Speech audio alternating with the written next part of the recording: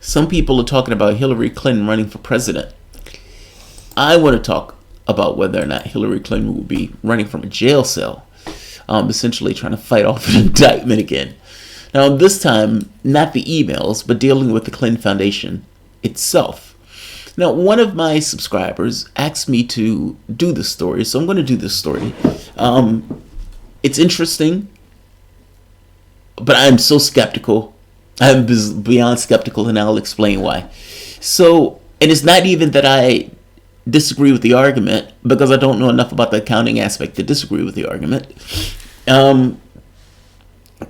More so, WikiLeaks.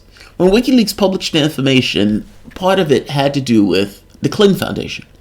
And it is hard to come away from reading those that this isn't a slush fund, where she would be Secretary of State. There will be countries giving her money knowing that the money will get access to the Secretary of State. Or, at the very least, the Democratic establishment itself through Bill Clinton or through Hillary Clinton. That is a gross negligence.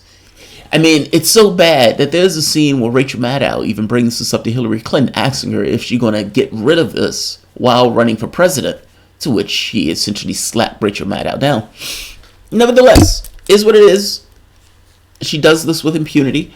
So let's take a look at the article. But let me make his basic point. Charles Littell, Wall Street journalist, investigative journalist. His basic argument says they've never filed a valid tax return. And because they haven't really filed a valid tax return, there's not been any real audits of the Clinton Foundation. Because there hasn't been real audits of the Clinton Foundation, they've been skating by with a certain degree of fraud using accounting techniques that are not allowed by the United States government. For the longest time, they've had a friendly accounting setup, meaning from the standpoint of the IRS or the Justice Department, that has essentially let this ride. But Donald Trump has now put its people in at the various organizations. And the people who were once friendly to the Clinton camp will no longer be friendly to the Clinton camp. And those people will have somewhat of a mandate to scrutinize her filings. And the filing in 2017 cannot be correct, because the filings before that would have to be correct. And they would have to go and correct each of the filings prior to 2017 if they wanted to get 2017 to be accurate. His argument is they can't do that. And because they can't do that, the moment that eyes are paying attention to this, it falls apart. And that November 15th will be the doomsday. That will be the day that Trump's appointees will be looking at Hillary Clinton's, I guess you can say, the foundation's tax returns. And they will find bad things. And they would try to indict then Secretary of State Hillary Clinton. I am skeptical of this like nobody's business. Even if what he's saying is right on the details. Which, this may be true. Were formed on October 23rd. Let's see. Right here.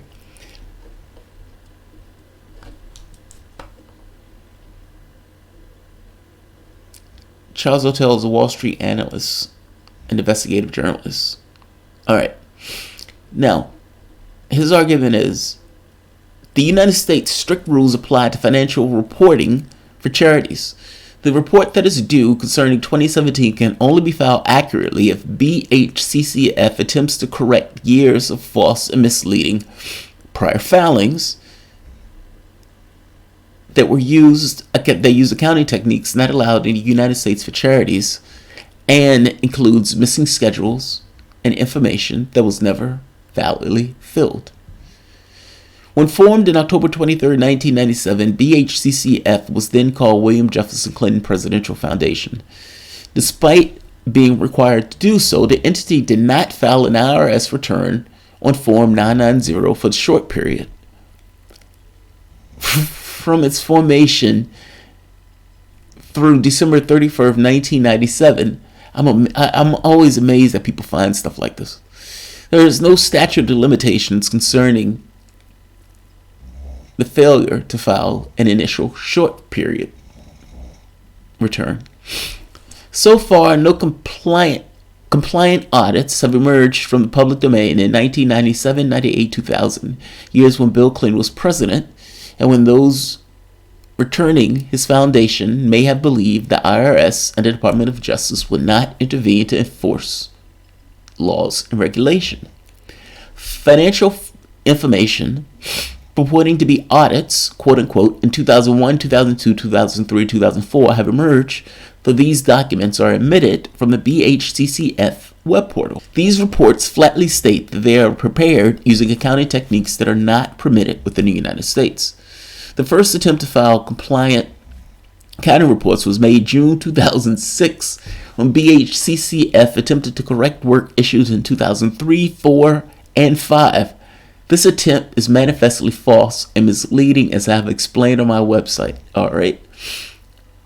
So November 15th will be the first filing deadline when Trump appointees at the IRS and the Justice Department have a firm and informed hands on the levers of power. One hopes they would administer justice fairly. And of course, by that he means he hopes that they prosecute Hillary Clinton. I love the way they substitute justice for prosecutions of Hillary Clinton. And they go into, people have been sentenced. Recently, Republican U.S. Congressman Steve Stockman was sentenced to 10 years in federal prison for crimes involving women and charity fraud, as well as public corruption. Democratic U.S. Congressman Corny Brown was sentenced to 5 years in federal prison due to her role in similar charity fraud. Using fraud figures that do not capture the full extent of donations sent to the network of charities, about $3 billion may have been sent towards BHCCF and its affiliates. Because BHCCF has never had a board of trustees tough enough to defend the interests of that entity against the conflicts of personal and political interests of the Clinton family, BHCCF has never validly audited, and no outsider actually knows how much money has been stolen or diverted for illegal purposes since 1997. Essentially, the books that they have are not necessarily accurate, and in order for them to send in a correct audit in 2017, they would have to correct everything. His argument is they can't do it. Look, I get it, but politically, the question becomes, are they going to be able to do this politically? Because it's going to look like Donald Trump is locking up one of his political opponents. I am extremely skeptical that this will take place. Let's be honest. I wish we lived in a country where the laws applied equally to all of us, but we don't. Now, the question is not here whether they should. The question is, what is reality? And reality is that there is a hurdle to go with this idea of investigating Hillary Clinton on this or prosecuting her on this.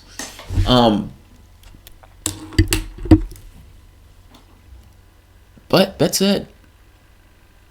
Maybe. But I am extremely skeptical. Let me know what you think. Does Donald Trump's appointees have the stones to go after Hillary Clinton for the Clinton Foundation? A.J. Goodman may be proved right after all. Who knows? Alright guys, if you enjoy the content, please feel free to share, like, subscribe. You can always support through Patreon. Sorry for the low energy. This cold is kicking my ass. Thanks so much.